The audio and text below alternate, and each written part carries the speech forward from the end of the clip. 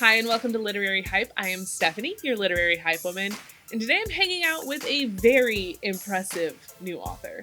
And new is kind of a loose term with her because, yes, she did just publish her second book, but that second book came just a couple months after her first. She's put out her first two full-length novels in less than a year while finishing dental school. Her story is unbelievable. Plus, she's representing so many aspects of mental health on the page, and it is just incredible. So here's my conversation with Mazey Eddings. Hello. So welcome to Literary Hype. We're going to talk about A Brush with Love. And, well, actually, we have a lot to talk about. You are very, very busy. I'm very excited. A Brush with Love came out earlier this year. Now you've got Lizzie Blake's Best Mistake. Here it is. So tell us about Lizzie Blake's Best Mistake. Lizzie Blake's Best Mistake. Oh, where do I even begin? Okay, so it chronicles our titular character, Lizzie Blake, who has ADHD.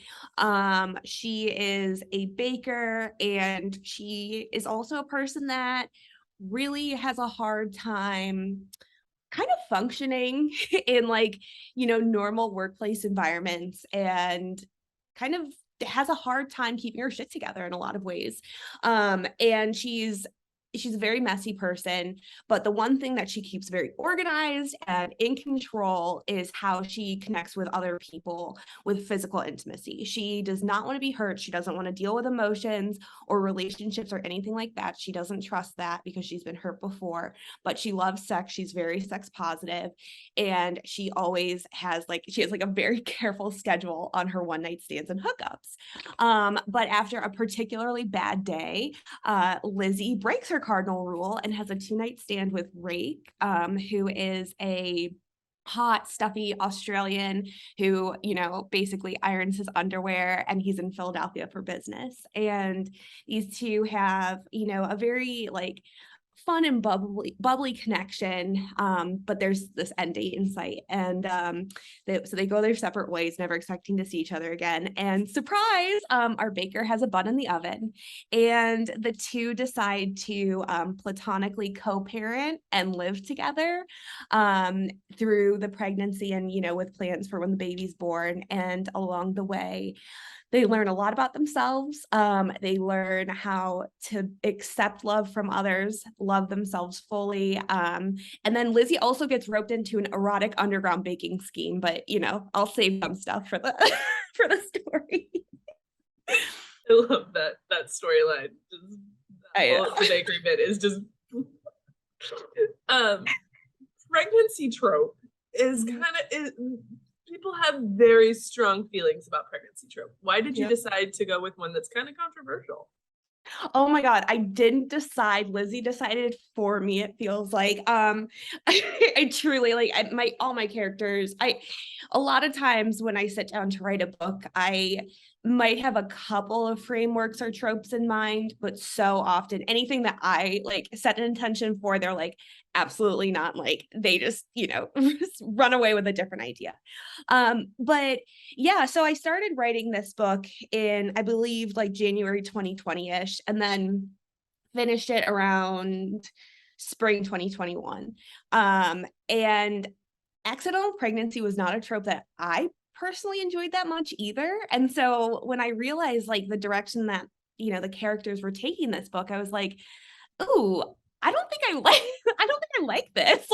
I'm not a fan of this. But I ended up I kind of knew going into it that Lizzie would need a love interest that would demonstrate how they would drop anything to support her. And so, this framework ended up really working for that.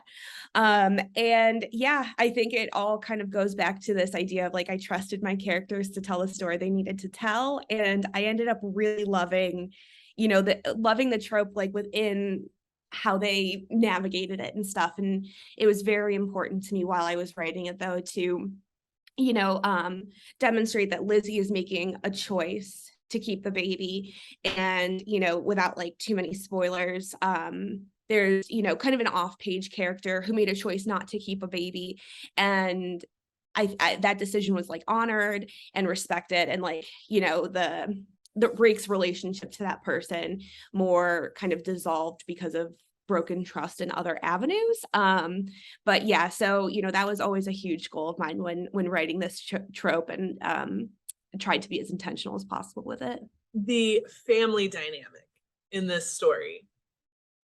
Talk a little bit about that and your decision to end it the way that you did, because I appreciated that quite a bit. I labored over that section really hard, because to me it feels like one of the most important sections of the book, because it really shows Lizzie kind of setting herself free and like learning to, you know, love herself and like put herself in a situation that feels loved. And so yeah, I am just a huge believer in not putting energy, emotional energy, and literal energy and time into relationships that are toxic or don't serve you.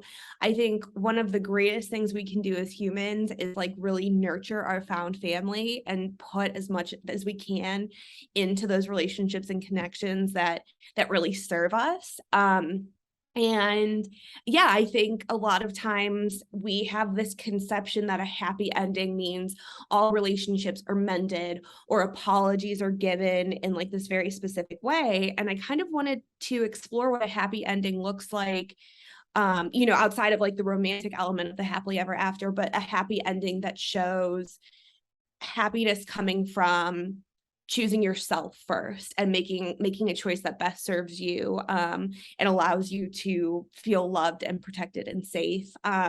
So I was really I was like so proud of Lizzie, and the choices that she made towards the end with her family, and yeah, I just was like, I was very I was just excited about her. I love her so much. She I just want to be best friends with her, which is so funny because I like created her, but And you wrote these books while putting yourself through dental school. yes. How did you do this? I don't know. I get that question a lot, and I wish I knew, because right now I'm like, I don't know, I'm like really struggling with writer's block, and I'm like, how did I do all this during dental school? Now I have all this time, and like now I'm struggling and everything. No, I think like the biggest thing was, so I started working on A Brush with Love in January 2019, and I pretty much haven't stopped writing since then, because I feel like I finally kind of found my writer groove and have just been riding the wave as far and as long as I can. And then it's very true that like when you love something so much, it's just kind of worth it to put the work into it and like, you know, sacrifice in other areas. So yeah, there's been a lot of like teary, sleepless nights, but I wouldn't change any of it. What is your creative process like to churn out books while you're in school? Oh, that's a good question, because I don't think it's very typical. I so badly would love to be a plotter, but I'm just not at all. So I pants my way through all of it. A lot of the times I write out of order. I would say most of the time I write out of order. And I kind of just write, you know, random scenes and then figure out ways to knit them back together at the end. And I think a lot of that is like what keeps it exciting and what keeps me returning to my laptop day after day, because I'm like, I don't know, you know, or maybe I know the ending, but I don't know how they're going to get there along the way. And so it's like, it almost feels like, you know, figuring things out for myself while we're going through it. So yeah, and then, you know, I'm a big believer in just kind of trying to trust my characters to tell me what they want their story to be, especially in those early drafts, and then just trying to like edit it and clean it up afterwards. But yeah, it's a bit of a chaotic process. So do you rely heavily on the editing process to bring your stories to life, or do they come out pretty well in the first draft? I know that's like a loaded question, because it's like, do I ever feel like anything comes out well? No, no, I'm just kidding. But you know, I think I do have a tendency to edit as I'm writing as well. So there's the first two books, like by the time I got to that editing stage with my editor, there were very few major changes I had to make for the drafting process, or for what the draft and like the storyline and stuff like that. And then my third book, which comes out in April, that one I had to rewrite completely in like 6 weeks, pretty much. So, I really learned all about editing in that one. So it really just depends on the story and depends on, how the flow feels like while writing and stuff like that. So, yeah, I definitely, though, am a huge fan of editing because I believe like getting the draft down is like building like the structure of a house, but then editing is like having a limitless budget to just make it whatever you want it to be. And one of the really cool things about you is that, so your character in Lizzie Blake has ADHD, but so do you. Mhm. So how do you approach that as a writer, like working with it instead of it being a challenge? I think so. Yeah, I was super excited to write about a character with ADHD and definitely present it as something where it's like, it's not a journey about how Lizzie needs to be like fixed or how she needs to like, do something to make her ADHD more manageable for the people in her life. And so, just getting the chance to write that was like super exciting and so fun. And then I think like having ADHD and being a writer and because there's like so much need for instant gratification when you have ADHD and you just want to like it's like any like hobby that I take on as a hyper focus where it's like I want to be immediately good at it and like not have to spend any time on the actual process of like learning how to do it and stuff like that. And so I do feel like in a lot of ways this process where I don't outline a very specific or intricate plot beforehand allows it to be really fun and exciting and like keeps my brain coming back for more because I'm figuring it out as I go instead of being like, here's what I have to do and like here's how I have to hit it and stuff. And then, just from like an emotional level, writing about a character that shares a disability with me, I I just had so much fun kind of exploring it through her eyes and how she experiences the world because while I do draw on a lot of my own like experiences and sensations with ADHD, a lot of it too is, specific to Lizzie and her as an individual. So yeah, it's just been great. I love that your bio says that your personal mission is to destigmatize mental health issues and write love stories for every brain. What is it like to actually see that mission coming to pass and being reality for so many people to now experience these stories? I am humbled beyond belief and I really cannot like there aren't words to express the level of gratitude that I have for so many readers being open to reading about neurodiverse characters, mentally ill characters because there is so much stigma surrounding it and it's conversations that we don't like to have as a society and it's just interesting because growing up, like I remember having my first anxiety attack when I was in first grade, and it was over a reading test, no less. Like, it's like about a book. And, so anxiety has always been something that I've like really, really dealt with since I was a super young child. And then it was later in life that I was diagnosed with autism and ADHD. And it's been this exploration of how those two neurodiversities kind of trigger a lot of the anxiety that I experience and depression and things like that. And so, yeah, I mean, just having a chance to write these stories is the most humbling privilege. And I pinch myself every day that I get to do this and that the stories are resonating with people because that's always been just my ultimate goal is to make people feel seen and then to also make people laugh. So hopefully, I'm doing those two things. With you going to dental school and like what was your journey to getting published like?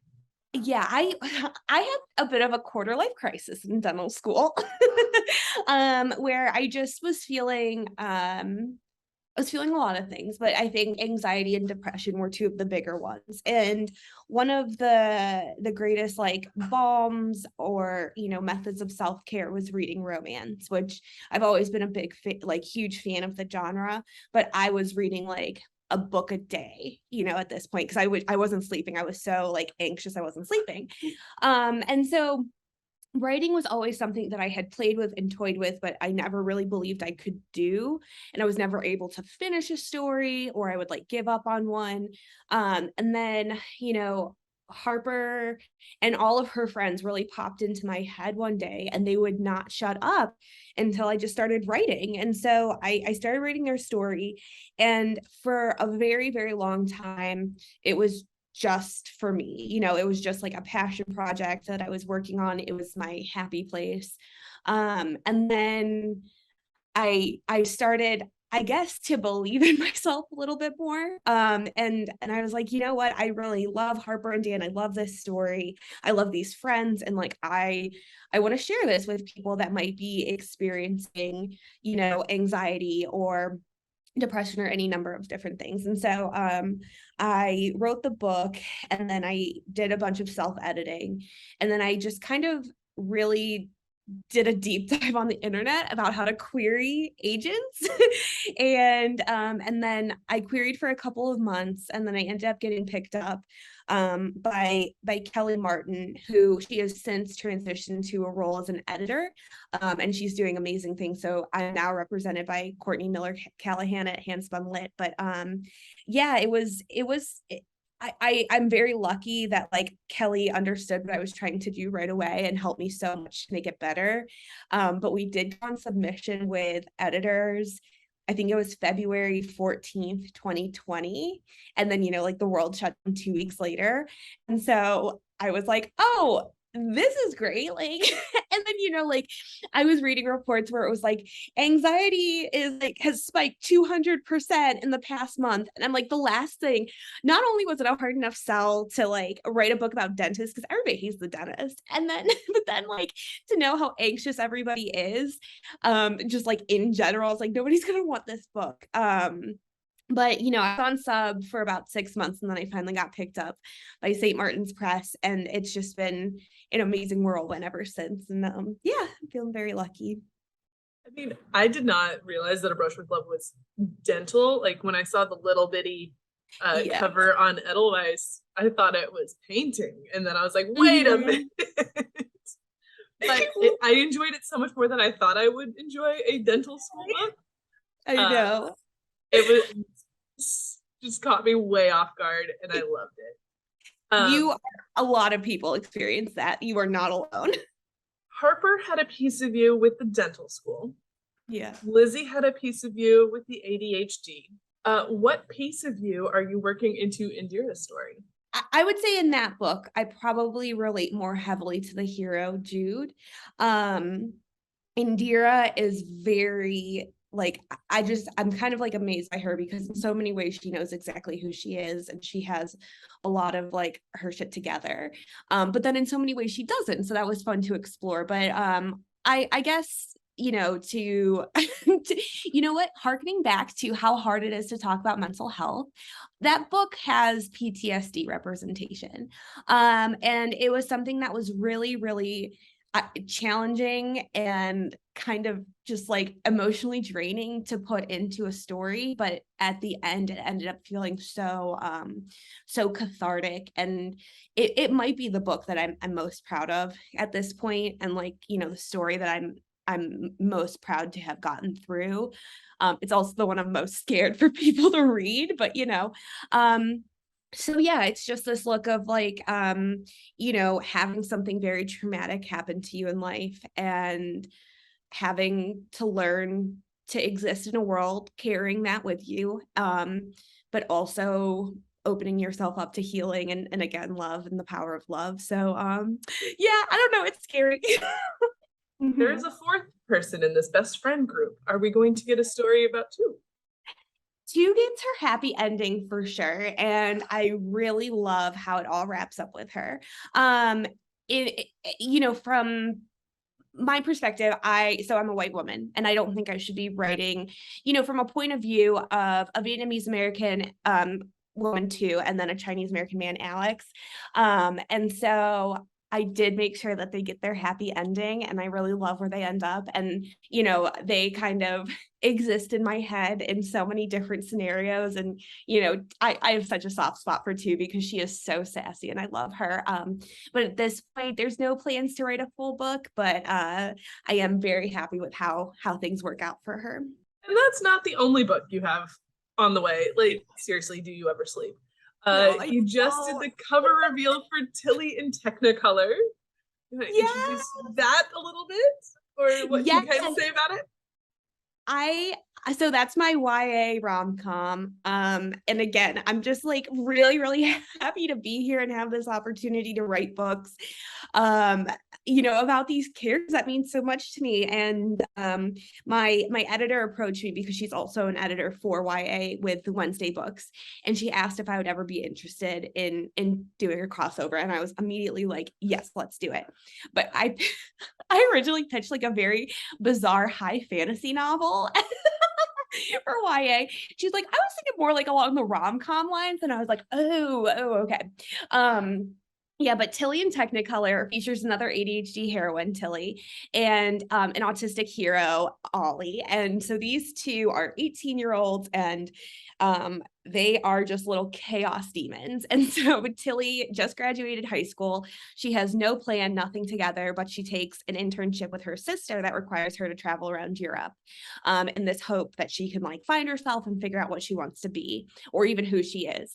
And then Ollie has everything together. He knows exactly what he wants out of life. He has a very small world that he's very happy and comfortable in. He kind of sees the world through colors and design and the emotions that colors provoke in people. And, you know, he knows exactly his career path. And then these two, after like an international flight that is just like the most disastrous thing you could imagine. And a lot of it is based on things that happened to me. I would just like to put that out there. Like that was not the thing. If anybody says it was too much, like just know that's real. And so, yeah, they, after this horrible international flight, they don't think they're going to see each other again, but they end up having to work together all summer. And it's just like this huge celebration of neurodivergent love and coming of age and kind of figuring out who you are when you just feel so much all the time. And yeah, it was so fun to write YA and write from that voice and that perspective and everything. And yeah, that comes out in August 2023. Do you have any other books in the works beyond the +1 and Tilly in Technicolor? I do. I am drafting right now. So this will be my 2024 release, I guess. So we haven't decided on a title right now, but I'm writing a sapphic rom-com about it basically starts off with the idea of like, what if you win the lottery and it ends up being one of the worst things to ever happen to you? And so it follows this heroine, Opal, who, again, very directionless, like not sure what she wants to do. She has this art degree, but she's like working as a inflatable ice cream cone at an ice cream shop. Like, you know, she doesn't know what to do, and she wins the lottery, and she ends up buying a flower farm sight unseen off of Craigslist. And she gets to this farm, and lo and behold, there's somebody living there and working there, and who they believe they own it, and her name's Pepper. And so due to, you know, a bunch of different cross wires and stuff like that, the two end up having to live together on this flower farm and come together for a joint effort that will solve both of their problems if they can just learn not to kill each other or smooch in the process. Sounds like quite the adventure. Yeah, they're going some weird directions with this too. So I'm just like, okay, like whatever, let's go. What has been the hardest part of writing romance for you? Ooh, I think that's an interesting question because, like, you know what? I think what's difficult is so I wrote A Brush with Love, and then I immediately started writing Lizzie Blake, and I pretty much had Lizzie Blake done by the time I was picked up by my editor. And then I got about halfway through writing the plus one when she came back and bought that one. So I was, I was writing a lot of these before I ever actually had a reader or an audience of any type. And so lately it's been kind of navigating, getting things out on paper and like actually writing a story without feeling like I have people kind of looking over my shoulder as I draft. Like there's almost like this level of fear where it's like you're gonna mess it up, people are gonna be reading it, you're gonna screw it up and everything like that. And so kind of getting out of my own way and out of my own head has been the hardest part with these recent books. But I'm like slowly working my way out of it and everything. So yeah, I'm confident of, it will just take a little bit of time to get out of that scary rut with that. So part of your journey has been so full of just full. It's full. You're busy. Yeah.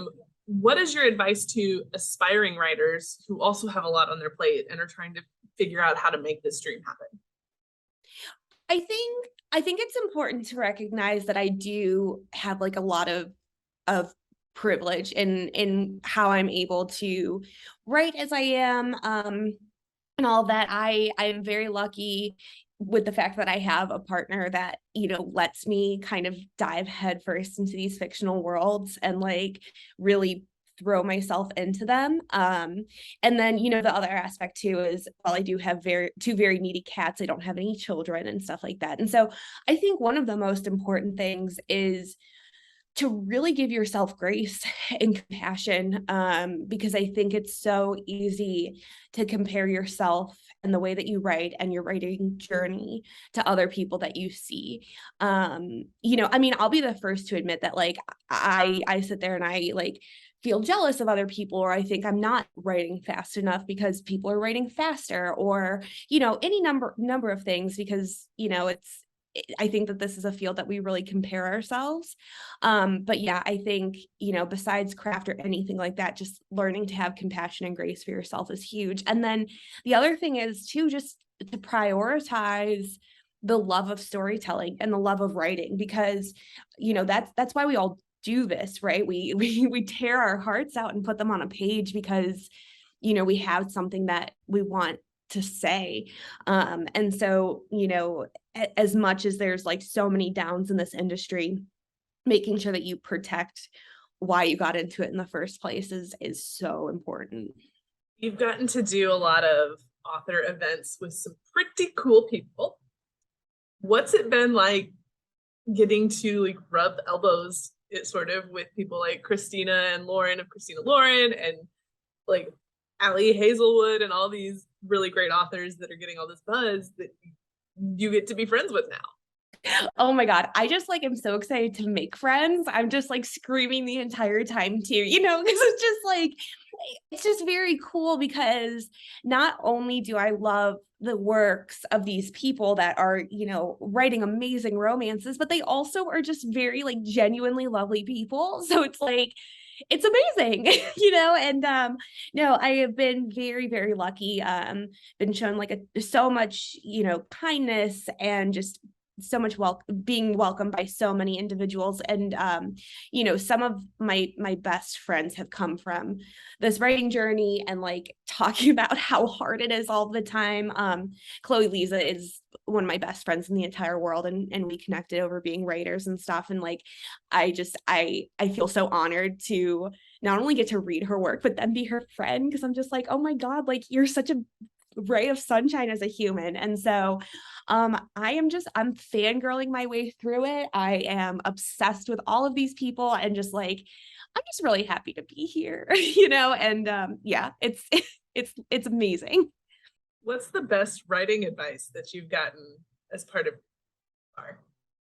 Oh, Helen Wong gave this to me pretty early on, and it kind of is what the advice that I gave just a minute ago, but it's about doing everything you can to be protective of your mental health while you write, and also your love of storytelling, because it's very easy to get burnt out, or to feel like you've failed in some way, or you've messed something up, and like if you write for you and write the stories that you want to read and that you enjoy writing, you can never be a failure, and so that's something that I think about all the time, especially because there are so many moments where it's like, why do I do this, why do I like over and over again like agree to write these whole ass books where I'm like, wait, a book is so long, what was I thinking? And I always think about what Helen said, and so I'm very grateful for that advice. You started, or you've been on Bookstagram, and as a person taking the pictures and showing off the books that you love, what's it been like for you to see your book being the one that's people are taking pictures of? It's been very surreal. Yeah, oh, you really did your research. Look at that. Yeah, I started my Bookstagram, I think, back in 2018. And I just like, oh my gosh, yeah, I just fell in love with the community, and like it was so fun, and it is truly surreal. And it was weird to kind of make that transition from being, just a reader, not just from like strictly a reader, into a writer, and kind of respecting reader spaces and things like that, because that's very, very important to me. But yeah, it's wild. And it's like it's so exciting, but then it's also very scary because there are so many people that will tag you, like take the most beautiful photo you've ever seen of your book and then rip it apart in like the caption and tag you in it. And it's just like, whoa, I didn't know I could like hate myself anymore. No, I'm just kidding. I mean, like, it's just like it's a lot sometimes. And so like that's been a weird thing to navigate, but I would say overall, like, talking with readers and reviewers and just seeing the creativity that they put into these pictures and posts and things is just like amazing, and very, very I'm very honored to be a part of the community. And then the most fun question that we ask, because this is literary hype, what books are you most hyped about right now? Oh my God, so many. Okay, so one, Susan Lee's YA debut, Soulmates. Yes, it's amazing. It is like it's that Lady Gaga gift where she's like brilliant, never the same, sensational, wonderful. Like it is that. And I'm doing my reread right now, and it very much has like a childhood best friends to like scorned enemies, won't talk to each other, and like second chance at like finding each other again. It has so much like K-pop and K-dramas thrown in there, and it's so rich with just like amazing storytelling, and yeah, I can't get enough of it, and I love it so much. And I'll actually be in LA to celebrate with Susan on the 24th, I believe, at the Rip Bodice, and to celebrate her release and everything. And so I'm just like so excited about that. And then let's see, another book that's on my radar. I'm not sure how much I can talk about this one, but Ava Wilder, her first book, How to Fake It in Hollywood, came out, I think in May, and she let me read her second book. It's called Will They, Won't They? And it's like one of the best books I've ever read. And it makes me like furious too, because I'm like, how dare you write something this good? I sent her so many text messages. I was just like screaming in audio messages, like, how can you do this to me? And she was sending me it as she was writing it. So it would be like all these cliffhangers. And I was like, no, you can't, like, I need you to write it right now. And so that comes out next year. I'm not sure exactly which date, but it's called Will They, Won't They? And it's about two co-stars that have just like this massively intense like chemistry and a huge like cult following and everything, but they hate each other because of a relationship that's soured. And it is just like, oh my God, so good. And then one more, because I just can never stop, but Chloe Liza's first traditionally published book, Two Wrongs Make a Right, is coming out with Berkeley on November 22nd. And I love that one. It has like absolutely incredible autism rep with the both main characters. It's a Much Ado About Nothing retelling, and with just like so many clever twists, and it's so funny and adorable. And like, you know, Chloe can't write a bad book, but this is like, I think one of her best. And so, yeah, I'm very excited about that one too. Lots of Chloe's and Shakespeare retellings. Like Chloe Gong too. Oh my God, I'd never put that connection together, but you're so right. Yeah. I love it. I'm here for it. I love it too. Chloe Gong's next book comes out in like a week or two. So I know. I am so excited. It's Foul Lady Fortune, right? yeah. Oh my God. Can't wait. Yeah. Here for it. Here for it. Mm-hmm. Was there anything else you wanted to talk about?